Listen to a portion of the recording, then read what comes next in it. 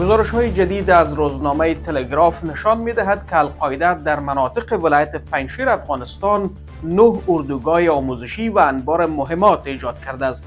این اقدام در حال صورت می‌گیرد که پیش از حملات 11 سپتامبر القاعده نتوانسته بود به چنین سطح از سازماندهی در افغانستان دست یابد. پس از خروج نیروهای امریکایی و بازگشت گروه طالبان به قدرت، توانایی گروه‌های افراطی مانند القاعده و داعش در افغانستان بهبود یافته است. گروه‌های مقاومت مسلح مخالف طالبان مانند جبهه‌های مقاومت و آزادی حملات متعدد علیه طالبان انجام دادند، اما نتوانستند از نفوذ داعش و القاعده جلوگیری کنند.